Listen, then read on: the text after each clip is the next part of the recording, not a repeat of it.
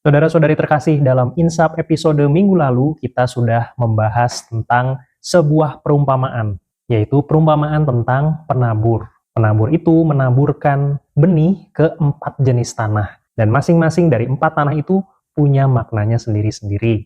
Minggu ini, yaitu minggu biasa ke-16, kita akan mendengarkan lagi perumpamaan lain dari Tuhan. Perumpamaan apa yang akan kita dengarkan, dan apa makna dari perumpamaan itu? Mari kita mengintip bacaan-bacaan untuk minggu biasa ke-16 tahun A dalam Insap Intip Sabda bersama Frater Revi. Bacaan Injilnya diambil dari Matius bab 13 ayat 24 sampai 43. Sebetulnya untuk minggu ini Injilnya ada 2 versi, ada versi panjang dan ada versi yang pendek. Yang akan kita bahas ini adalah yang versi panjang. Loh, kenapa Frater pilih yang panjang? Supaya makin banyak inspirasi yang bisa kita dapatkan dari sabda Tuhan. Ayat 24. Yesus membentangkan suatu perumpamaan lain lagi kepada mereka. Katanya, hal kerajaan surga itu seumpama orang yang menaburkan benih yang baik di ladangnya. Dalam ayat 24 dikatakan bahwa perumpamaan ini adalah tentang kerajaan surga. Kerajaan surga itu seperti seorang yang menaburkan benih yang baik di ladangnya. Siapakah orang itu? Apa maksud dari ladang? Nanti kita akan menemukan jawabannya di sepanjang pembahasan tentang Injil ini. Akan tetapi yang perlu kita ingat-ingat dari ayat ini adalah bahwa orang ini menaburkan benih yang baik di ladangnya. Diingat-ingat ya, yang ditaburkan adalah benih yang baik. Ayat 25. Tetapi pada waktu semua orang tidur, datanglah musuhnya menaburkan benih lalang di antara gandum itu, lalu pergi. Dikatakan bahwa musuh datang pada waktu semua orang tidur. Mau menggambarkan bahwa musuh kita, yaitu kuasa jahat, bisa datang ketika kita tidak siap, ketika kita lengah. Mereka bisa berlaku licik, mengambil kesempatan ketika kita tidak sedang dalam keadaan yang baik. Dan dikatakan di sini bahwa pihak musuh ini menaburkan benih lalang di antara gandum itu, lalu pergi. Jadi yang ditaburkan oleh pihak jahat ini adalah benih lalang. Dan dikatakan di antara gandum itu. Loh, kok tiba-tiba ada gandum? Nah, dari sini berarti kita bisa menyimpulkan bahwa benih baik yang tadi dikatakan pada ayat sebelumnya itu adalah benih gandum maksudnya. Jadi ada benih gandum yang baik dan ada benih lalang yang ditaburkan oleh pihak musuh. Datangnya pada saat tidak terduga, pada saat semua orang tidur, lalu dia kemudian langsung pergi. Yang dimaksud dengan lalang di sini itu adalah tanaman yang bentuknya mirip sekali dengan gandum. Mau menggambarkan bahwa musuh atau kuasa jahat itu bisa menipu kita dengan cara licik mereka. Mereka bisa memberikan kepada kita sesuatu yang kelihatannya seperti gandum, padahal itu lalang. Jadi sungguh licik musuh ini. Selain karena dia datangnya ketika kita sedang tidak siap, mereka juga memberikan sesuatu yang kelihatannya baik, padahal buruk. Mau menggambarkan bahwa sesuatu yang jahat, sesuatu yang jelek, itu bisa saja luarannya kelihatannya bagus. Padahal sesungguhnya itu adalah sesuatu yang buruk, sesuatu yang jelek. Ayat 26, ketika gandum itu tumbuh dan mulai berbulir, nampak jugalah lalang itu. Ayat ini ingin menegaskan bahwa kejahatan tidak selalu selama-lamanya akan mirip terus dengan sesuatu yang baik. Tidak bisa selama-lamanya menyamar. Ada waktunya sesuatu yang jelek, sesuatu yang jahat, pada akhirnya akan terungkap. Seperti halnya gandum dan lalang.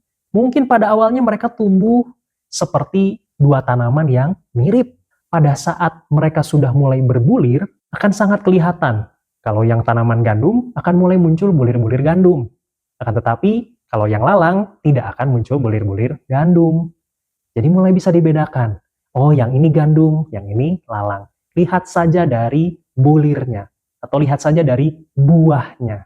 Ayat 27. Maka datanglah hamba-hamba tuan ladang itu kepadanya dan berkata, Tuan, bukankah benih baik yang Tuan taburkan di ladang itu? Dari manakah lalang itu? Jadi hamba-hamba dari Tuhan itu mulai sadar kok di antara tanaman yang ada di ladang itu tidak semuanya gandum, ada yang lalang. Padahal Tuhan mereka hanya menaburkan benih gandum waktu itu. Hamba-hamba ini tidak sadar bahwa ada pihak musuh yang mengendap-endap masuk tanpa mereka ketahui ketika mereka sedang tidur menaburkan benih lalang. Ayat 28, jawab Tuhan itu, seorang musuh yang melakukannya.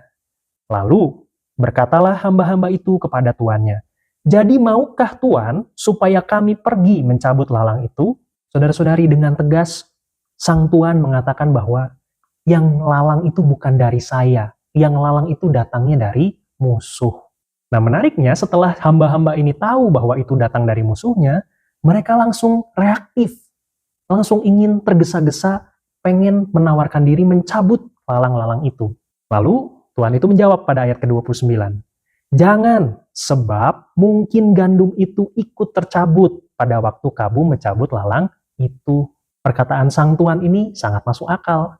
Karena kalau ada lalang dan gandum ditanam bersamaan, berdekat-dekatan, bisa saja akar mereka saling berbelit di bawah tanah. Sehingga kalau yang lalang dicabut, mungkin saja nanti yang gandum juga ikut tercabut. Ayat 30, biarkanlah keduanya tumbuh bersama sampai waktu menuai. Pada waktu itu aku akan berkata kepada para penuai, kumpulkanlah dahulu lalang-lalang itu, dan ikatlah berberkas-berkas untuk dibakar, kemudian kumpulkanlah dan gandum itu ke dalam lumbungku. Jadi biarkanlah dua-duanya tumbuh bersama, tidak apa-apa. Yang baik dan yang jahat ini, yang bagus dan yang jelek ini, biarkan dua-duanya tumbuh bersama dulu. Nanti ada waktunya, yaitu pada waktu panen, yang gandum akan dimasukkan ke dalam lumbung, sementara lalang-lalang itu akan diikat sampai berberkas-berkas katanya untuk dibakar. Saudara-saudari, apa sih maksud dari perumpamaan tentang gandum dan lalang ini? Supaya kita langsung tahu maksud dari perumpamaan ini, maka saya mengajak Anda untuk loncat dulu ke ayat 36. Jadi barusan ayat 30 terakhir, sekarang kita loncat ke ayat 36 dulu, supaya kita tahu makna dari perumpamaan itu. Ayat 36, maka Yesus pun meninggalkan orang banyak itu lalu pulang. Murid-muridnya datang dan berkata kepadanya, jelaskanlah kepada kami perumpamaan tentang lalang di ladang itu. Menarik bahwa di sini dikatakan para murid penasaran, jujur, bertanya kepada Tuhan Yesus dengan polos, Tuhan, apa sih maksud dari perumpamaan tadi itu? Nah, sifat polos para murid ini mungkin bisa kita teladani juga dalam kehidupan kita sehari-hari. Kalau kita tidak mengerti tentang sesuatu, jangan sungkan untuk bertanya kepada Tuhan. Tuhan, apa sih maksudnya? Tuntun saya supaya saya bisa memahami sedikit demi sedikit apa maksud dari pengalaman yang saya alami ini. Kalau Tuhan memberikan itu kepada kita, pasti Tuhan punya maksud baik. Nah, tugas kita adalah mencoba mencari tahu, memaknai kira-kira apa maksud baik yang ingin Tuhan berikan kepada kita. Tentu saja prosesnya tidak instan, mungkin perlahan-lahan. Ayat 37, Yesus menjawab katanya, orang yang menaburkan benih baik ialah anak manusia. Kalau kita membaca Injil Matius, kita akan beberapa kali menemukan gelar anak manusia ini yang ditulis dengan huruf A besar dan M besar. Ini adalah sebuah gelar yang digunakan dalam kitab Daniel. Dan gelar ini ditujukan khusus untuk Sang Mesias, Sang Penyelamat, yang dinanti-nantikan oleh bangsa Yahudi. Jadi sekarang kita tahu, dalam perumpamaan ini, orang yang menaburkan benih baik itu, artinya ialah Kristus. Ayat 38, ladang ialah dunia. Sekali lagi, ladang artinya adalah dunia. Benih yang baik itu, anak-anak kerajaan, dan lalang, anak-anak si jahat. Kalau dalam episode minggu lalu, dalam perumpamaan tentang penabur, benih itu melambangkan firman Allah. Kalau kali ini, benih yang baik itu adalah anak-anak kerajaan. Siapakah anak-anak kerajaan itu? Yaitu adalah orang-orang beriman, orang-orang yang percaya kepada Tuhan yang hidup dalam kebenaran. Sementara lalang itu adalah anak-anak si jahat, yaitu mereka yang memilih dengan kesadarannya sendiri untuk hidup dalam kuasa jahat. Ayat 39, musuh yang menaburkan benih lalang ialah iblis. Dengan jelas, Tuhan berkata musuh itu adalah iblis. Waktu menuai ialah akhir zaman, dan para penuai itu adalah malaikat. Jadi kalau kita mau kembali lagi ke ayat 24, ke awal perikop Injil ini, nah sekarang kita bisa lebih mengerti cara membacanya. Hal kerajaan surga itu seumpama orang yang menaburkan benih yang baik di ladangnya. Berarti orang yang menaburkan benih yang baik tadi siapa itu? Yaitu Kristus. Benih yang baik itu adalah anak-anak kerajaan, orang-orang yang percaya, yang memilih hidup dalam kebenaran. Di mana? Di ladangnya. Ladang itu adalah dunia. Jadi orang-orang yang hidup dalam kebenaran itu ada hidup di dunia. Pada waktu semua orang tidur, datanglah musuhnya. Siapakah musuh ini? Iblis tadi katanya. Menaburkan benih lalang di antara benih yang baik itu. Artinya di antara orang-orang yang hidup dalam kebenaran itu, ada orang-orang yang memilih hidup dalam kejahatan. Seperti halnya gandum dan lalang, bentuknya mirip ketika mereka masih bertumbuh, demikian pula orang-orang baik dan orang-orang jahat mungkin bentuknya juga mirip. Mungkin kita agak sulit membedakannya. Yang mana ya yang gandum, yang mana yang lalang, yang mana yang baik, yang mana yang jahat. Karena yang jahat bisa bungkusnya kelihatannya baik. Ataupun sebaliknya, yang baik bisa saja kita salah menilai, ini mah jangan-jangan jahat. Hal yang baik dan hal yang buruk itu perlu sangat hati-hati untuk dibedakan. Jangan sampai kita terlalu cepat untuk menghakimi. Tapi bukan berarti bahwa kita selalu curigaan, bukan itu juga. Jangan terlalu waspada berlebihan sampai kita terus-menerus was-was, tetapi juga jangan kita menjadi naif, percaya begitu saja tanpa berhati-hati. Lalu pada musim panen, pada musim menuai, gandum dan lalang ini mulai bisa dibedakan.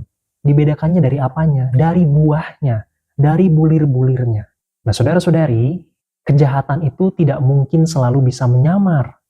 Ada waktunya kejahatan itu bisa dibedakan dari kebaikan. Terutama dilihat dari apanya? Dilihat dari buahnya. Sesuatu mungkin tampaknya baik, tetapi ternyata buahnya setelah kita petik, setelah kita cobain, ternyata ini bukan buah yang baik. Lalu tadi dalam perumpamaan juga dikatakan bahwa Sang Tuhan tidak mau terburu-buru mencabuti lalang yang ada di antara gandum-gandum itu. Dengan kata lain, Kristus tidak mau terburu-buru mencabut keburukan-keburukan atau kejahatan-kejahatan yang ada di dunia ini. Apakah sebetulnya dia punya kuasa untuk mencabut segera? Bisa saja. Tetapi dia memilih untuk tidak. Apakah itu karena Tuhan ingin berkompromi dengan kejahatan? Tentu saja jawabannya tidak. Sang Tuhan membiarkan keduanya tumbuh dulu bersama-sama, karena kalau lalangnya buru-buru dicabut, takutnya yang gandumnya pun ikut tercabut. Kalau kita mau jujur-jujuran, apakah kita ini termasuk gandum atau termasuk lalang? Mungkin jawabannya adalah bisa dua-duanya. Mungkin ada bagian dari diri kita yang adalah gandum, dan ada bagian dari diri kita yang masih lalang. Tiap orang punya kebaikannya sendiri, tapi juga mungkin punya kelemahannya sendiri, punya keburukannya sendiri. Maka bayangkan saudara-saudari, kalau Kristus memilih untuk mencabuti lalang itu, maka mungkin kita semua, saya dan Anda akan ikut tercabut. Dengan demikian, Kristus memilih untuk membiarkan lalang dan gandum itu tumbuh bersama-sama, bukan karena dia mau berkompromi dengan kejahatan, bukan karena dia mau membiarkan kuasa musuh atau kuasa iblis itu berkuasa di dunia, bukan itu. Tapi Kristus mau bersabar, memberi kesempatan kepada kita yang masih punya lalang ini, supaya pelan-pelan belajar menjadi 100% gandum. Melalui apa? Melalui usaha pertobatan kita setiap hari, perbaikan diri setiap hari. Melalui aneka macam pengalaman yang tidak selalu mudah tentu saja. Tapi pengalaman yang tidak mudah itu membantu kita untuk memurnikan diri menjadi 100% gandum. Lalu ayat 30 tadi mengatakan pada waktu menuai, yang gandum dan yang lalang ini akan dipisahkan. Ini adalah akhir zaman. Yang baik dan yang buruk akan dipisahkan. Pada ayat 41 dijelaskan, Anak manusia akan menyuruh malaikat-malaikatnya dan mereka akan mengumpulkan segala sesuatu yang menyesatkan dan semua orang yang melakukan kejahatan dari dalam kerajaannya. Semuanya akan dicampakkan ke dalam dapur api. Di sanalah akan terdapat ratapan dan kertakan gigi. Jadi pada akhir zaman, Kristus berkata akan dilakukan tindakan bersih-bersih. Yang jahat akan dimasukkan ke dalam dapur api. Ini adalah gambaran yang khas dari tradisi Yahudi untuk menggambarkan neraka yang berisi penderitaan absolut, penderitaan yang kekal, yang mutlak, dan tentu saja keterpisahan yang kekal dari kasih Allah. Dan ayat 43 berkata, pada waktu itulah orang-orang benar akan bercahaya seperti matahari dalam kerajaan Bapa mereka. Siapa bertelinga, hendaklah ia mendengar. Orang-orang benar akan bercahaya seperti matahari, katanya. Melalui kata-kata ini Tuhan Yesus mengutip kitab Daniel bab 12 ayat 3. Bercahaya seperti matahari. Ini adalah janji kemuliaan bagi mereka yang berusaha hidupnya memurnikan dirinya menjadi 100% gandum di dunia ini. Dan Kristus berkata, siapa bertelinga hendaklah ia mendengar. Ini mau menegaskan bahwa apa yang disampaikannya ini adalah sesuatu yang penting. Mari bertobat, mari menjadi gandum. Nah, perikop Injil ini isinya bukan hanya perumpamaan tentang gandum dan lalang. Karena tadi ada ayat-ayat yang kita lompati dulu, yaitu ayat 31 sampai 35. Nah, sekarang kita membahas ayat 31 sampai 35. Ayat 31, Yesus membentangkan suatu perumpamaan lain lagi kepada mereka.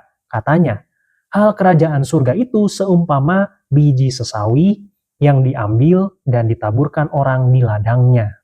Melalui ayat ini Tuhan mau menegaskan bahwa kerajaan surga tidak dimulai dengan sesuatu yang besar, dengan sesuatu yang megah, dengan sesuatu yang kelihatannya hebat, tetapi mulai dari sesuatu yang kecil seperti biji sesawi, sesuatu yang mungkin diremehkan, yang diabaikan. Ayat 32, memang biji itu yang paling kecil dari segala jenis benih, tetapi apabila sudah tumbuh, sesawi itu lebih besar daripada sayuran yang lain, bahkan menjadi pohon, sehingga burung-burung di udara datang bersarang pada cabang-cabangnya. Salah satu tafsiran untuk perumpamaan tentang biji sesawi ini mengatakan bahwa Yesus sedang menjelaskan alur perkembangan gereja. Gereja itu dimulai dari persekutuan kecil, yaitu persekutuan para murid Yesus. Mereka adalah orang-orang biasa yang mungkin diremehkan. Dari yang awalnya kecil, yaitu persekutuan para murid, gereja kemudian berkembang menjadi sampai seperti hari ini. Dan Tuhan menggambarkannya dengan menjadi pohon. Bahkan burung-burung di udara datang bersarang pada cabang-cabangnya. Bisa berguna untuk dunia. Bahkan burung-burung pun bisa bersarang pada cabang-cabangnya. Ayat 33, dan ia menceritakan perumpamaan ini juga kepada mereka. Hal kerajaan surga itu seumpama ragi yang diambil seorang perempuan dan diadukan ke dalam tepung terigu 3 sukat sampai kamir seluruhnya. Kalau tadi perumpamaan tentang biji sesawi itu mau memperlihatkan perkembangan yang kelihatan, karena kalau pertumbuhan tanaman itu kan pasti kelihatan. Awalnya kecil, pelan-pelan menjadi besar, menjadi pohon bahkan katanya. Sementara kalau ragi yang ada pada ayat ke-33 ini, pergerakannya itu nggak kelihatan. Ragi itu kerjanya secara diam-diam, tetapi tidak bisa dihentikan. Mau menggambarkan bahwa ayat ini memberikan harapan kepada kita, bahwa dunia itu selalu diisi oleh orang-orang baik yang kadang-kadang kerjanya tidak selalu kelihatan. Memang ada orang-orang baik yang kerjanya kelihatan, tetapi di balik itu juga ada orang-orang baik yang kerjanya itu di bawah tanah, di balik panggung, tidak kelihatan, tetapi kekuatan mereka besar, seperti halnya ragi. Bahkan dikatakan di sini bahwa tepung terigunya itu 3 sukat. Tepung terigu 3 sukat itu mau melambangkan jumlah yang banyak sekali. Tapi meskipun jumlah tepung terigunya banyak, ragi ini tetap bisa membuat adonan kamir seluruhnya, katanya begitu. Jadi meskipun dunia ini besar, meskipun dunia ini kompleks, tapi orang-orang baik tetap bekerja, baik di depan layar maupun di belakang layar. Dan kekuatannya sungguh besar. Semoga kita menjadi bagian dari orang-orang baik itu, baik yang mungkin bekerja di depan maupun yang bekerja di belakang, tapi kita sama-sama berjuang. Ayat 34, semuanya itu disampaikan Yesus kepada orang banyak dalam perumpamaan, dan tanpa perumpamaan suatu pun tidak disampaikannya kepada mereka. Minggu lalu kita sudah belajar bahwa perumpamaan itu sengaja dipilih oleh Yesus sebagai metode pewartaannya. Karena bagi orang-orang yang mau membuka diri, mau membuka hati mendengarkan perumpamaan itu, perumpamaan bisa menjadi cermin untuk orang berkaca. Saya ini sudah cukup baik atau belum ya? Orang bisa berefleksi dengan mendengarkan perumpamaan itu.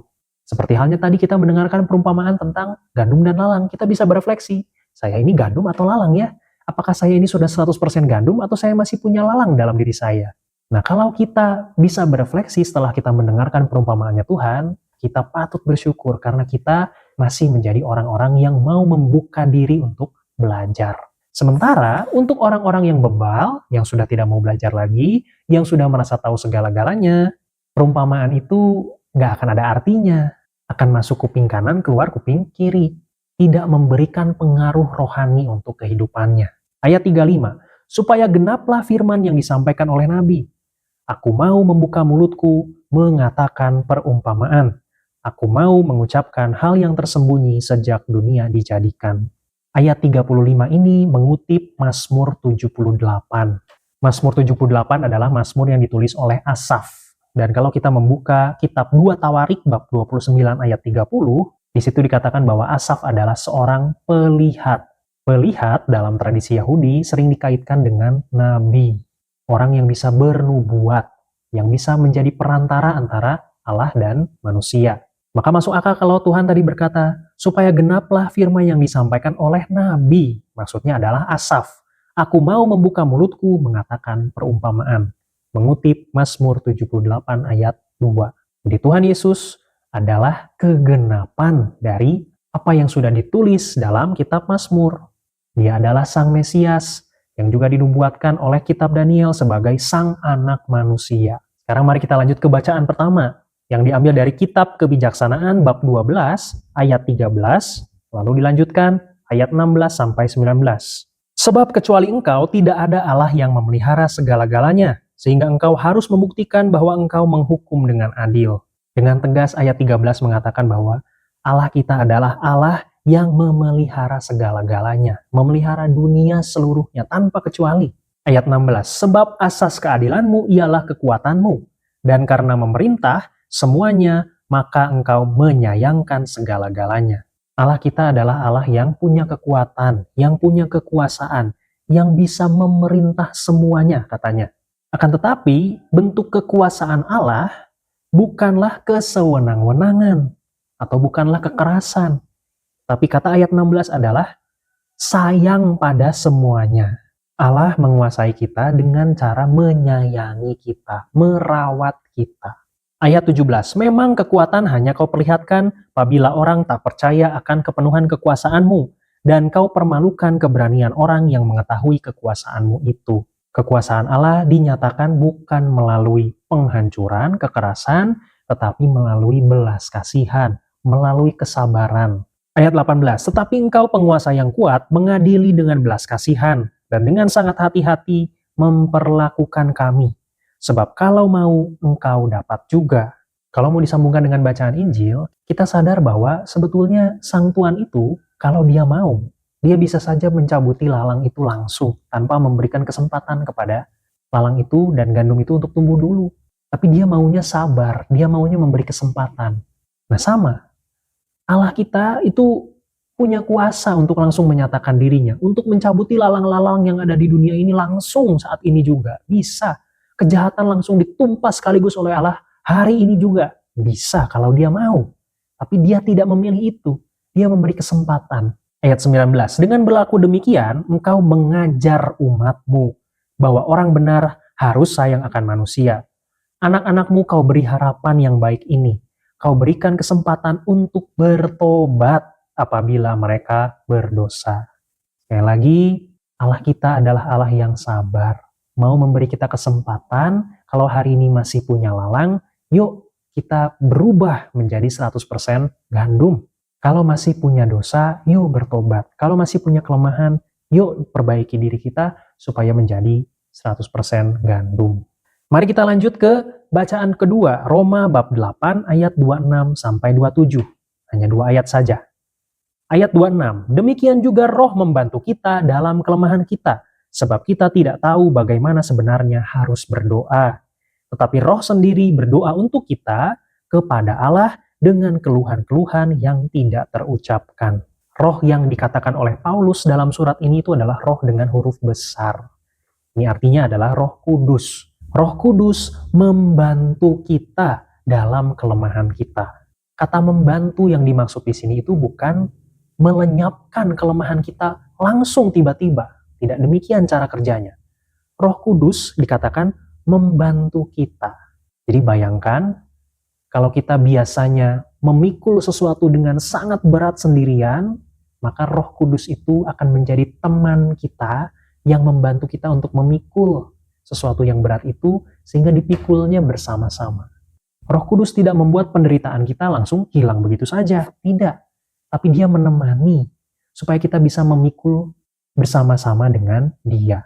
Dan dikatakan di sini bahwa Roh berdoa untuk kita kepada Allah dengan keluhan-keluhan yang tidak terucapkan. Selain itu Paulus juga berkata, sebab kita tidak tahu bagaimana sebenarnya harus berdoa. Ini adalah pernyataan yang jujur dari Paulus. Kita tidak selalu tahu bagaimana caranya berdoa. Karena kita tidak selalu tahu apa yang baik. Bisa saja di tengah kebingungan, di tengah situasi sulit, mungkin kita tidak tahu apa yang baik untuk kita. Apa yang seharusnya kita doakan. Tapi katanya, Roh Kudus membantu kita berdoa untuk kita dengan keluhan-keluhan yang tidak terucapkan.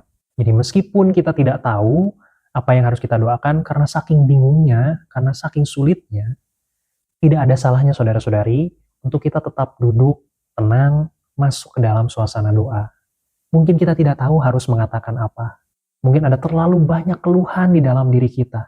Ada terlalu banyak penderitaan yang kita alami. Salib yang dipikul mungkin terasa sangat berat. Tapi tidak ada salahnya saudara-saudari untuk duduk, tenang, diam memasuki kedalaman doa. Dalam doa itu kita tidak harus selalu mengatakan sesuatu. Karena doa adalah komunikasi dua arah. Ada waktunya mungkin kita yang berkata-kata, tapi dalam kesempatan lain ada waktunya mungkin kita yang mendengarkan. Karena Tuhan yang berkata-kata kepada kita. Dengan demikian hening adalah bentuk doa juga. Karena kita akan ditemani oleh Roh Kudus di dalam keheningan itu. Ayat 27. Dan Allah yang menyelidiki hati nurani mengetahui maksud roh itu. Yaitu bahwa Ia sesuai dengan kehendak Allah berdoa untuk orang-orang kudus. Dikatakan bahwa Allah yang menyelidiki hati nurani. Artinya Allah itu tahu segala sesuatu yang ada di dalam hati kita. Allah itu ngerti apa yang kita sedang keluhkan, apa yang kita sedang pergulatkan. Dan Allah selalu mengetahui maksud roh itu. Jadi Allah tahu apa yang didoakan oleh Roh Kudus untuk kita. Dan roh itu sesuai dengan kehendak Allah berdoa untuk orang-orang kudus. Orang-orang kudus yang dimaksud di sini bukan hanya santo santa yang hidupnya sudah suci dan baik, yang sekarang sudah berbahagia bersama dengan Allah. Tetapi orang-orang kudus yang dimaksud di sini adalah juga kita, orang-orang beriman, yang telah dikuduskan dalam pembaptisan dan terus-menerus berjuang di dunia ini untuk menjadi gandum 100% yang murni. Semoga kita yang sedang berjuang di dunia ini tidak pernah berhenti, tidak pernah menyerah, meskipun di dalam situasi sulit, jangan ragu untuk berdoa memasuki keheningan bersama dengan Roh Kudus. Berjuang untuk menjadi gandum murni 100%. Dan mari kita tetap mengingat bahwa Allah kita adalah Allah yang selalu berbelas kasih, memberi kesempatan kepada kita untuk memperbaiki diri. Kemuliaan kepada Bapa dan Putra dan Roh Kudus, seperti pada permulaan, sekarang, selalu, dan sepanjang segala abad. Amin.